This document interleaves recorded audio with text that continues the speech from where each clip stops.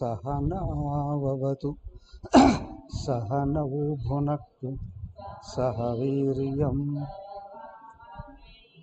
तेजस्विनावधीतमस्तु मा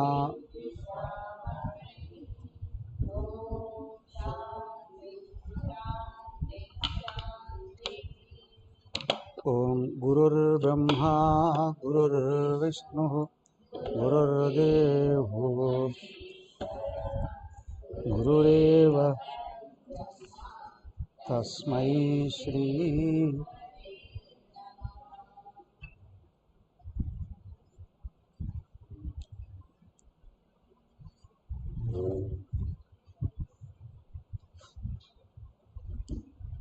हरि ओम।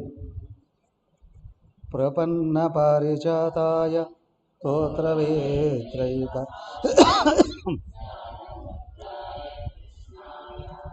गीतामृतदुहे नमः। ओम सच्चिदानंदरूपाय विश्वोत्पत्त्यादिहेतवे तापत्रय विनाशाय श्रीकृष्णाय।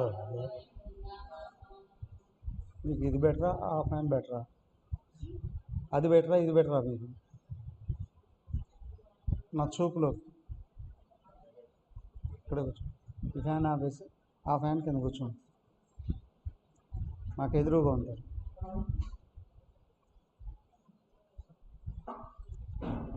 హరి ఓం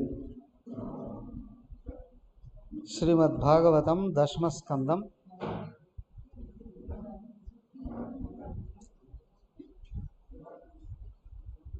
37 అధ్యాయాలు పూర్తి చేసాం. వినిపిస్తుందిగా?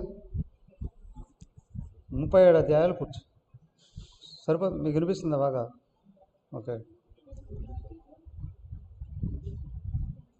38 కావాలంటే కొంచెం పెంచుకోండి, వాల్యూమ్ పెంచుకోవచ్చు. 38వ అధ్యాయంలోకి వచ్చాం. ఈ 38, 39, 40 అధ్యాయాల్లో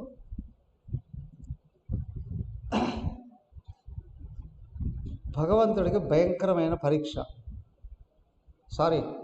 భక్తుడికి భయంకరమైన పరీక్ష ఏమిటయ్యా అంటే, ఒక దుర్మార్గుడైన రాజు భక్తుడిని వినియోగిస్తున్నాడు భగవంతుడిని చంపడానికి. అర్థమైందా? భగవంతుడిని చంపడానికి భక్తుడినే నియోగిస్తున్నా.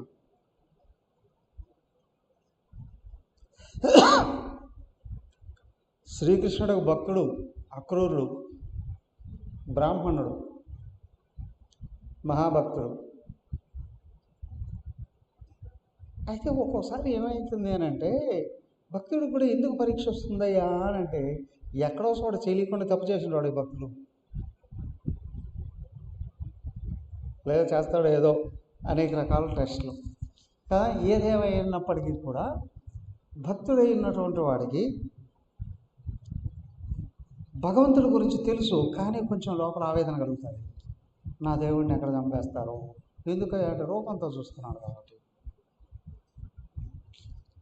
అక్కడ కృష్ణుడు రాయబారం వచ్చేటప్పుడు కూడా విదురుడు ఇంటికి వెళ్తాడు కదా, చాలా భయపడతాడు విదురుడు. వాళ్ళంతా ప్లాన్ చేసుకోన్నారు నేను చంపేయడానికి. అది కృష్ణుడు నవ్వేస్తాడు.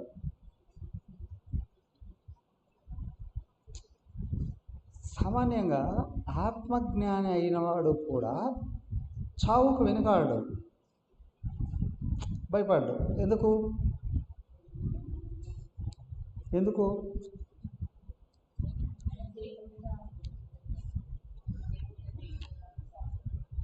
చచ్చేది పుట్టేది నేను కాదు అనే విషయం స్పష్టంగా తెలుసు అనుభవంతో. పుట్టి చచ్చేది దేహమే, అది కూడా భగవంతుడు పెట్టిన ప్రారంభం ప్రకారమే పోతుంది.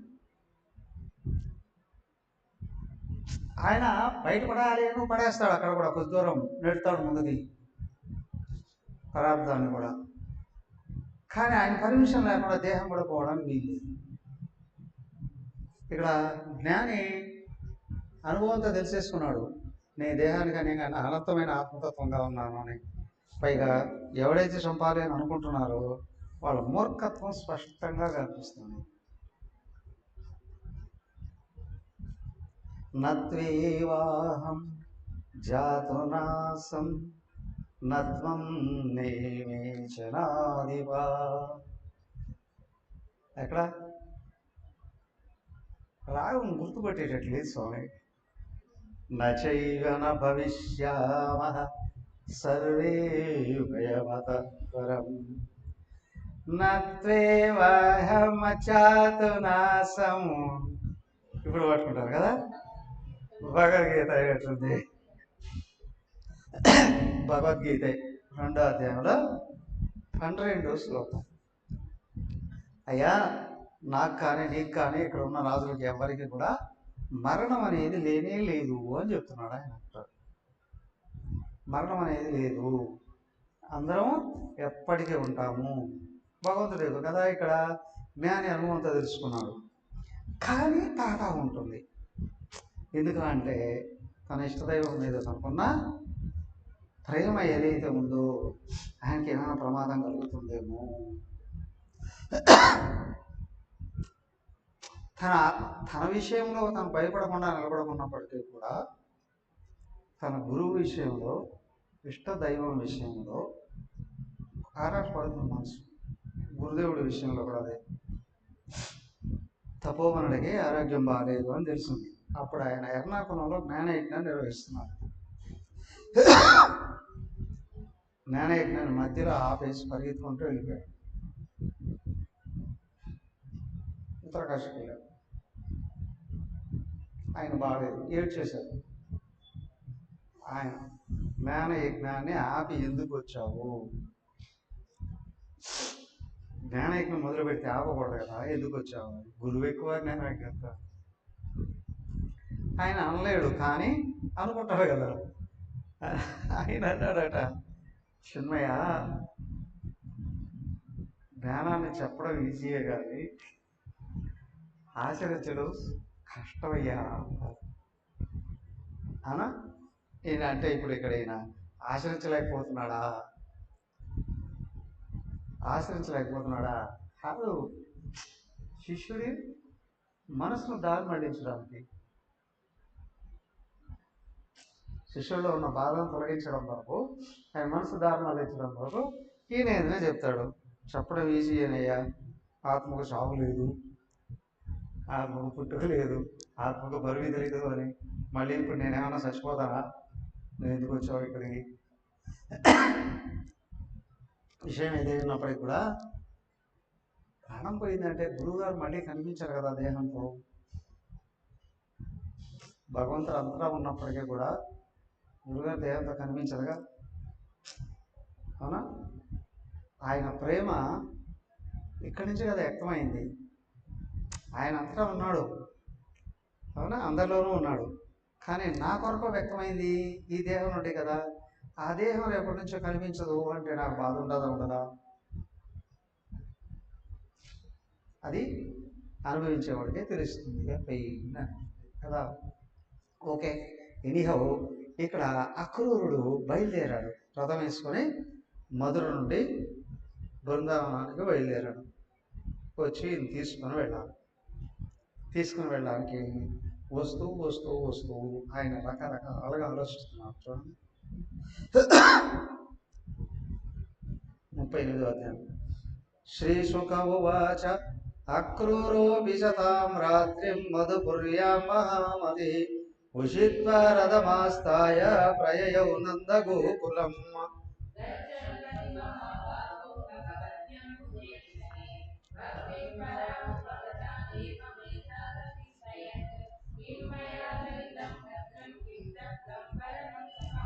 కిం వాదప్యర్హతే దత్తం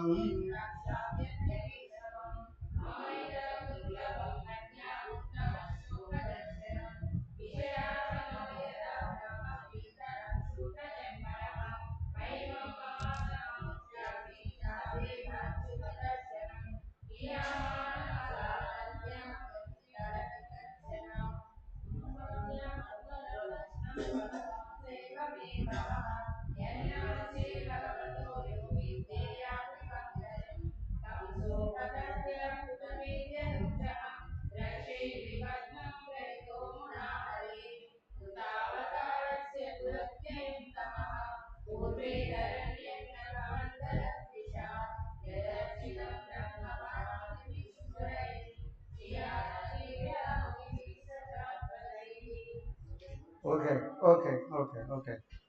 అయితే ఈయన అక్రూరుడు చాలా బుద్ధిమంతుడు, గొప్ప బుద్ధి కలిగిన వాడు. సాయంత్రం పిలిచి చెప్పాడు, ఈయన రాత్రి ఇంటికి వెళ్ళిపోయాడు, పడుకున్నాడు. నిద్ర వస్తుందా రాదా? వస్తుందా రాదా? వస్తుందా? అయితే రెండు రకాలు. ఒకటేమో తెల్లారితేనే వెళ్ళి ఇష్టదైవాన్ని చూస్తాను అని. ఏమయ్యా పక్క ఊర్లోనే 10 కిలోమీటర్లే కదా ఉండేది, మరి ఇష్టదైవాన్ని ఎప్పుడైనా వెళ్ళి చూడొచ్చు కదా. కానీ పరిస్థితులు అట్లేవు అక్కడ.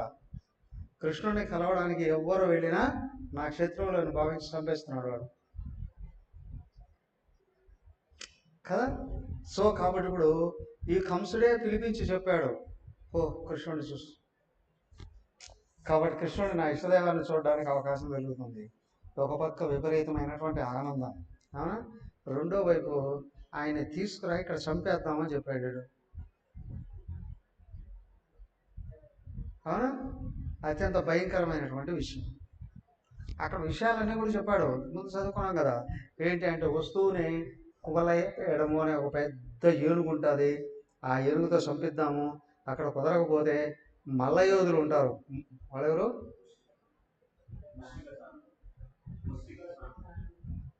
వాళ్ళిద్దరిని అక్కడ పెడదాం, వాళ్ళిద్దరి దగ్గర చంపిద్దాం, లేకపోతే సైన్యం ఉంటుంది, అవునా. కృష్ణుడిని ఇక్కడ చంపేస్తే ఆ యాదవులు అందరినీ వాళ్ళందరినీ కూడా మనం వరుస పెట్టి చంపేసేయచ్చు అని చెప్పి ఇవన్నీ లోపల ఒకసారి తిరుగుతాయి. మరి నిద్ర పడుతుందా పడదా? ఏమైనా అదైతే తిమింగళం అయితే ఒక్కంతో నిద్రపోయి ఒక్కను వెళ్ళుకో ఉంటుంది.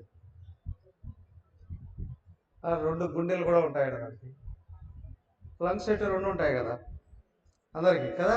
అది ఒక పక్క నిద్రపోతుంది అంటే ఒక పక్క వెళ్ళిపో ఉంటుంది. అవును, మనుషులు ఆ విధంగా చేయలేరు కదా. మరి ఏం చేయాలి? ఆయనకి విపరీతమైనటువంటి సంకట పరిస్థితి కదా. కానీ తెల్లారితో లేచాడు, స్నానం చేశాడు, ఎలాగైనా సరే కృష్ణుడి దగ్గరికి వెళ్ళిపోవాలి. రథం ఎక్కాడు, రథాన్ని ఆయన నడుపుకొని వస్తున్నాడు, వస్తూ వస్తూ వస్తూ ఒక విధంగా అనుకుంటున్నాడు, నా జన్మ తరించింది, సఫలం అవుతుంది. ఇంకొక విధంగా అనుకుంటున్నాడు, బాధలు కూడా పడుతున్నాడు. కానీ భక్తుడు ఈయన మూఢ భక్తుడు కాదు, జ్ఞాని భక్తుడు. జ్ఞాని భక్తుడు అంటే భగవంతుడు ఎవరు, ఎక్కడ, ఏంటి అనే విషయం తెలుసు కదా. ఆయన శక్తి ఏంటి, యుక్తి ఏంటి, స్వభావం ఏంటి, స్థితి ఏంటి. అయినా ఆయన్ని ఎవరు ఏం చేయగలరు. పైగా ఇంకొక రకమైన బాధ ఏంటి అంటే, నేనే నియోగించబడాలనా ఆయన చంపడం కొరకు, తీసుకురావడం. అర్థమైందా? ఇంకెవరినైనా పంపించి ఉండొచ్చు కదా, నన్నే వెళ్ళి తీసుకురమ్మని చెప్పి. పైగా వాడు చెప్పాడు, వాడు అంటాడు, అక్రూరా నువ్వు బుద్ధిమంతుడివి, జ్ఞానవంతుడివి, అవునా, సత్యవంతుడివి, అబద్ధం చెప్పవు, అవునా, చెప్పింది చేస్తావు, వినయవంతుడివి, మా వంశానికి మీరు సేవ చేస్తూ ఉన్నారు అంటే రాజవంశానికి సేవ చేస్తూ ఉన్నారు, కాబట్టి మీద నమ్మకంతో నేను చెప్తున్నానయ్యా, ఎలాగైనా సరే ఆయన పట్టుకొని చేయి ఇక్కడ వేసేద్దాం. చివరిలో చెప్పాడే, చెప్పిన మాట వింటారు, అసత్యం చెప్పరు కదా. కాబట్టి ఇట్లాంటి పరిస్థితులు ఇలాంటి వాళ్ళకే వస్తాయండి. కాబట్టి ఏంటి, ఎలాగా ఆయన్ను చంపడం కొరకు నేను వెళ్ళి తీసుకురావడం ఏంటి ఒకటి. కానీ నా పిచ్చి కానీ ఆయనకు తెలియదా ఏమని, నేను ఎలాంటి వాడినో తెలియదా? రెండోది, ఎందుకు తీసుకురమన్నాడో తెలియదా? మూడవది, ఆయన భగవంతుడు సర్వశక్తివంతుడు కదా, కంసుడు ఏం చేయగలడు? కంసుడు ఏం చేయగలడు? ఇప్పుడు నేను కాదంటే నన్ను చంపేస్తాడు, అవునా. నేను కదా, నేను అక్కడికి వెళితే ఆయన ఏమన్నా కృతజ్ఞుడు అని అనుకుంటాడు ఏం. కానీ నా దేవుడికి అన్నీ తెలుసు. కాబట్టి నేను వెళుతూనే నన్ను ప్రేమతోనే ఆహ్వానిస్తాడు. ఇంకొకటి ఏంటి అంటే రాజుల విషయం, రాజులకి సైనికులతో పాటు ప్రత్యేకంగా ఇంకో డిపార్ట్మెంట్ ఉంటుంది. ఏంటది? ఇంటెలిజెన్సీ, గూఢాచారులు అని అప్పుడు అనేవాడు కదా. ఇప్పుడు ఇంటెలిజెన్సీ డిపార్ట్మెంట్ ఉంటుంది. మరి ఎక్కడ ఏం జరుగుతుంది అనేది వాళ్ళు కనిపెట్టి పట్టుకొని వస్తారు కదా. ఇప్పుడు కంసుడికి అది అధికారంలో ఉన్నాడు కాబట్టి ఉంది. మరి కృష్ణుడు కుట్టారా ఉండరా?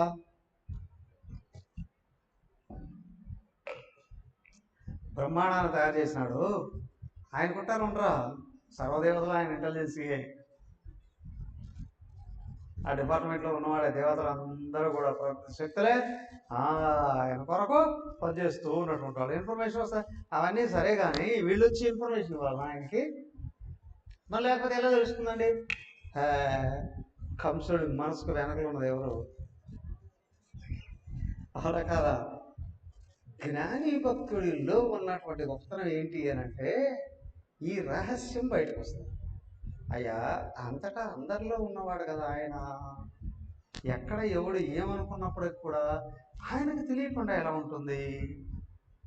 కృష్ణ, అయ్యా నాకు జీవితము నువ్వే, సర్వస్వము నువ్వే, లక్ష్యము నువ్వే. అవునా? నాకు మాత్రం చాలా చాలా చాలా ఆనందం కలుగుతూ ఉంది. ఒక అబ్బాయి అమ్మాయి ప్రేమించుకున్నారు, తల్లిదండ్రులు విడదీస్తారు. ఏమైందో ఎక్కడో ఈ అబ్బాయిని తండ్రి గారే పంపిస్తున్నారు, అమ్మాయి ఎట్లతో చూసిరాపో. తండ్రి కొడుకుని పంపిస్తున్నాడు, వీడు ప్రేమించిన అమ్మాయి ఎలా ఉందో చూసిరాపో అని. ఇప్పుడు వీడి మనసులో ఏమేమి ఆలోచనలు వస్తాయి? అవునా?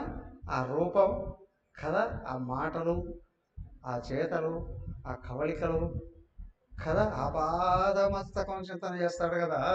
అవునా? సేమ్ పరిస్థితి ఇదేరా కదా. దీనికి ఇష్టం దైవం, అవునా? ప్రియుడు ప్రియురాలు అన్నట్టు. అంటే దానికంటే 1,000,000 రెట్లు ఎక్కువయ్యా కదా. పైగా అయినా దేవదేవుడయ్యా, అవునా? భూమండలంలోనే కాదు కదా, బ్రహ్మాండంలోనే అత్యంత అందగాడయ్యా. ఇప్పుడు అక్రూడికి ఆలోచనలు ఎలా ఉంటాయి? చేత వెన్న ముద్ద చెంగల్ల పువ్వుల,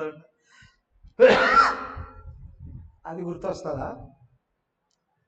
లేకపోతే శాంతాకారం భుజగశయనం, ఇది గుర్తొస్తుందా? అది గుర్తొస్తుందా? ఏం గుర్తొస్తుందండి? అయ్యా అన్నీ గుర్తొస్తాయండి. అర్థమైనా? అన్ని విషయాలు గుర్తొస్తాయి. ఆపాదమస్తకం, మొత్తం ఇష్ట దైవం యొక్క రూపం గుర్తొస్తుంది. ఎందుకు అంటే దానికే సాకార సగుణ ఉపాసనలో ఊరికే ఫోటోను ఏదో ఒకటి పెట్టుకొని ఏదో నామాన్ని చెప్పుకోవడం అనేది కాదు. ఆయన రూపాన్ని పదాల దగ్గర నుండి దానికి అందమైన చిత్రపటం ఉండాలి. ఇష్టదైవాన్ని ఉపాసకుడైనటువంటి వాడికి తన నిత్యం తను కనిపించేటువంటి స్థితుల్లో అందమైన విగ్రహము, చిత్రపటము ఉండాలి. దాంట్లో ప్రతి అవయవం ఆకర్షణీయంగా కనిపించాలి. మనసు ఆకర్షణ వెంట పడుతుంది. దీనికి హత్తుకునే ఆకారం ఉండాలి, హత్తుకునే ఆకారం ఉండాలి. అందులో ప్రతి అవయవము దానికి అలంకరణ ముగ్ధ మనోహరంగా ఉండగలగాలి. కృష్ణుడి విషయంలో అన్నీ సూపర్లైటివ్ డిగ్రీ కదా. ఈయనకి అవన్నీ కనిపిస్తూ ఉన్నాయట. ఎవరికి? అక్రూరుడికి. వస్తూనే ఉన్నాడు కానీ ఆ తర్వాత విషయం ఆ తర్వాత. కానీ నా కృష్ణుడు ఇలా ఉంటాడు కదా, ఆ కృష్ణుడి యొక్క స్వరూపము, స్వభావము అన్నీ ఆయనకు గుర్తొస్తున్నాయి, మొత్తం గుర్తొస్తూ ఉంది. దాన్ని ఊహించుకుంటూ భావించుకుంటూ చక్కగా ఆయన ఎటు వస్తున్నాడు? బృందావనం వైపు వస్తూ ఉన్నాడు. చూడండి 17 చదవం. సమర్హణం యత్ర నిదాయ కౌశిక 17 తథా బలిష్వామజగత్రయేంద్రతాం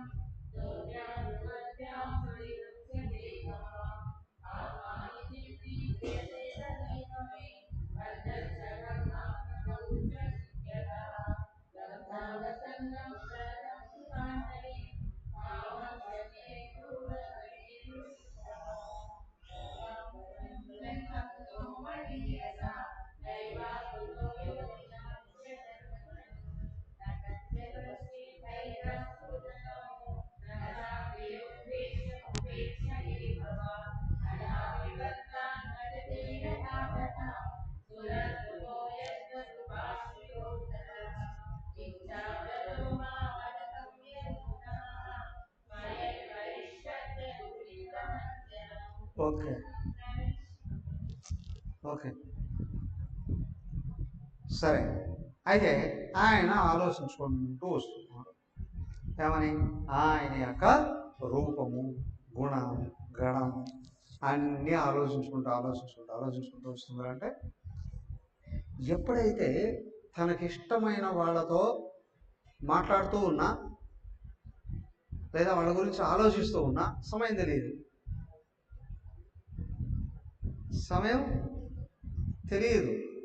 అదే ఎందుకంటే మనసు లయం అవుతుంది. ఇక్కడ సాక్షాత్ భగవంతుని గురించి ఆలోచన చేసుకోవడంలో ఈ మనసు పూర్తిగా తాదాత్మ్యం చెందింది. ఏకమంది వస్తూ ఉన్నాడు.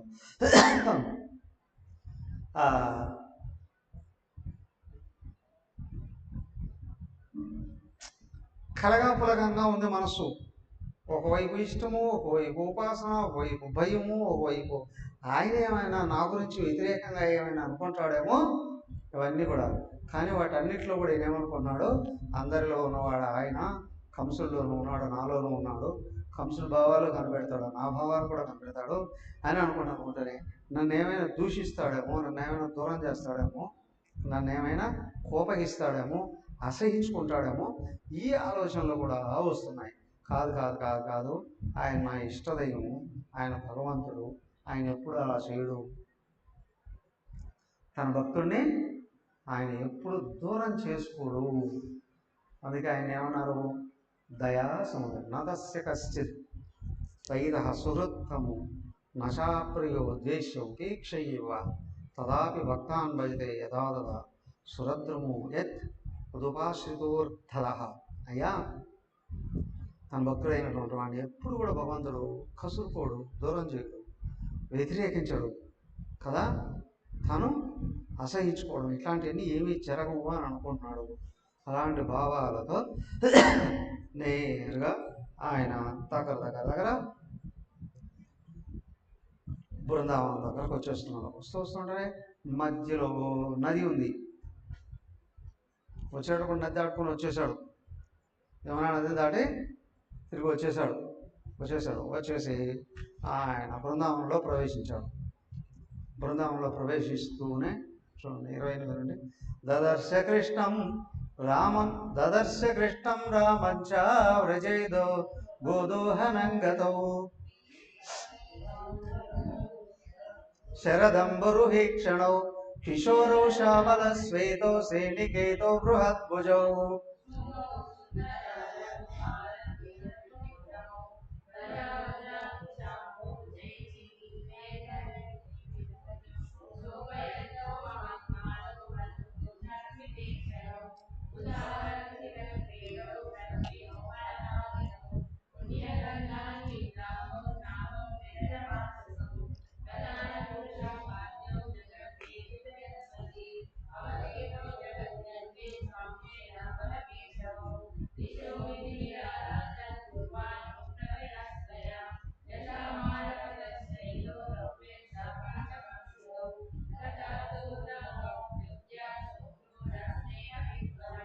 Okay okay. అలాగే ఆలోచిస్తూ ఆలోచిస్తూ వస్తే ఏమవుతుందంటే బాగా గమనించండి. అయితే ఇది ప్రాక్టీస్ చేసిన వాడికి తెలుస్తుంది. ఉపాసన పరాకాష్ఠకు వస్తూ ఉంది అని అంటే మనసు లయమైపోతుంది.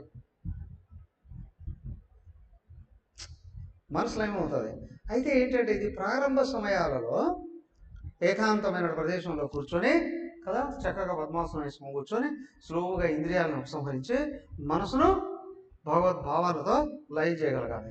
కానీ సాధన పెరిగింది అని అంటే ఎక్కడన్నా లయం అవుతుంది.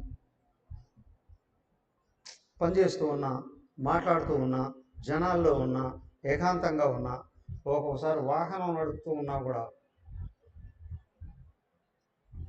అవునా, వాహనం నడుపుతున్నాం, 4 వీలర్ కావచ్చు, 2 వీలర్ కావచ్చు, సడన్గా మనసు మాయమైపోతుంది.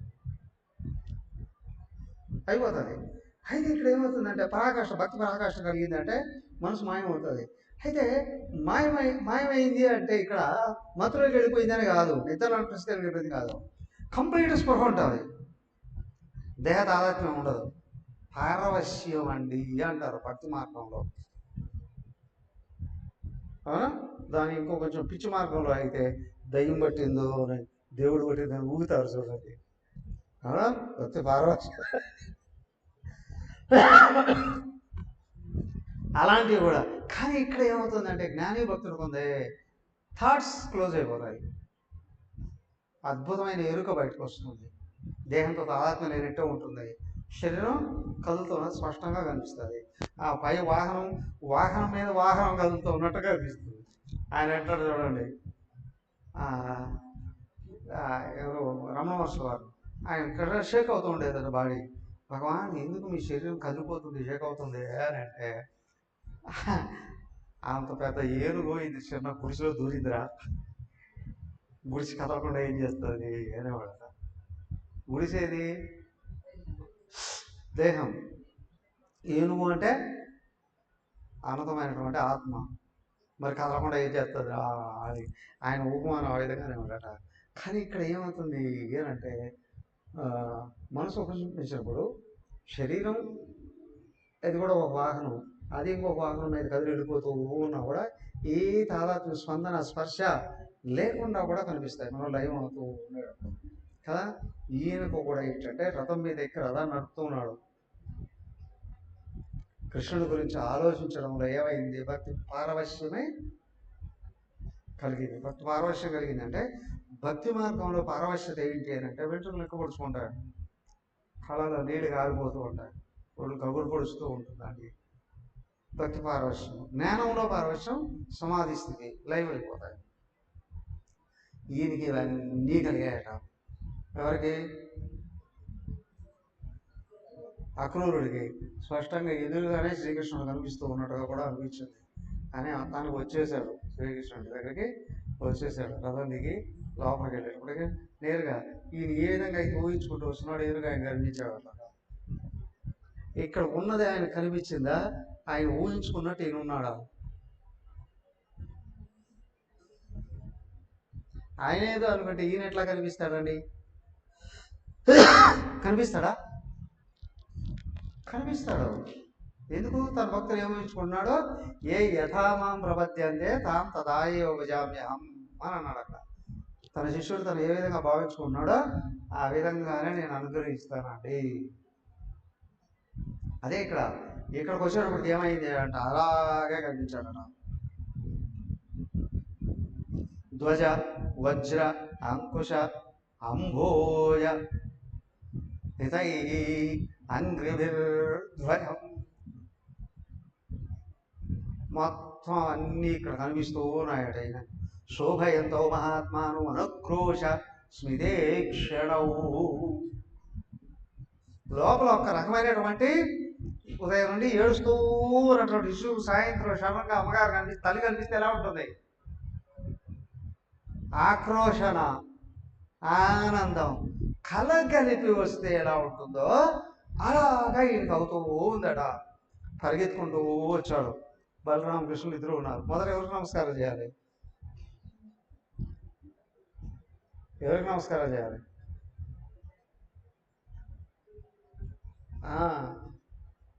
మీమాంస కూడా ఉంటారు అక్కడ. అవునా? కృష్ణుడు ఏం చేసినా ఏమనుకోడు, ఎందుకు ఆయన భగవంతుడు కాబట్టి. బలరాముడికి కొంచెం కోపం, పెద్దవాడిని ఏమనగా పిల్లోడికి నమస్కారం చేస్తావా అన్నట్టుగా ఆయన ఇంత దూరం నుండి ఇతనికి నమస్కారం చేశాడు. పరిగెత్తుకోడు, బలరాముడు కాళ్ళ మీద పడ్డాడు. బలరాముడి దగ్గరికి తీసుకొని హత్తుకున్నాడు, కుశల ప్రశ్నలు వేశాడు. ఆ తర్వాత కృష్ణుడు నవ్వుతూ చూస్తూ ఉన్నాడు. బాగున్నావా క్రూరా అని అంటున్నాడు కదా. ఈయనకి లోపల భయం పోయింది. బలరాముడు ఏమైనా అనుకునే కానీ నా కృష్ణుడు నన్ను ఏమీ అనుకోకూడదు కదా. ఈయన శాంతంగా ప్రశాంతంగా పలకరించేటప్పుడు వెళ్ళి ఆయనకు నమస్కారం చేశాడు. ఆయన దగ్గరకు తీసుకొని హత్తుకున్నాడు. ఎవరు? కృష్ణ భగవానుడు ప్రేమతో హత్తుకున్నాడు. హత్తుకునేటప్పుడు ఈయనకి నిజంగా తాపం వెళ్ళిపోయింది. ఎక్కడ ప్రేమ ఉందో వాళ్ళ దగ్గర తీసుకుంటూనే అంటే ఏమవుతుంది అక్కడ? అన్నీ మాయమవుతాయి. ప్రపంచమే మాయమవుతుంది. ఎందుకంటే మనోలయం ఎక్కడైతే జరిగిందో ప్రపంచమే ఉండదు. ఇక దానికి ప్రేమతో దగ్గరికి తీసుకోవడంతో ఎవరికైనా సరే లోపల శత్రువులకైతే తప్ప లోపల ఉన్న తాపం వెళ్ళిపోతుంది. అందుకే దగ్గర తీసుకుంటారు కదా. ఇక్కడ ఈ దగ్గర తీసుకున్నాడు, ప్రశ్న వేశాడు, మాట్లాడుతుంటే ఇప్పుడు వీడు ఎందుకు వచ్చాడో చెప్పాలి కదా.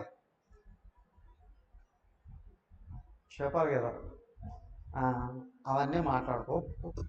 ఏమైంది చూద్దాం. మరి ఓ సర్వే భవంతు వే సంతు నిరామయాః సర్వే భద్రాణి పశ్యంతు మా కశ్చిత్ దుఃఖభాగ్ భవేత్.